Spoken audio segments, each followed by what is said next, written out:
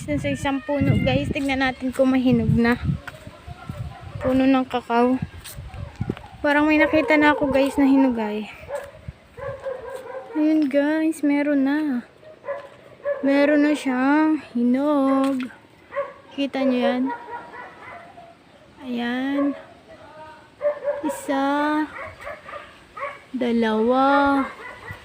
And tatlo. Tatlo na yung hinog niya guys.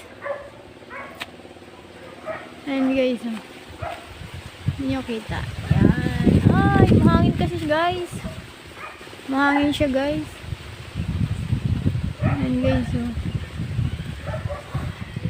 Kukunin natin yan mamaya guys. Yun. Yan. Kuhain na. Oh. Magasaan ka dyan.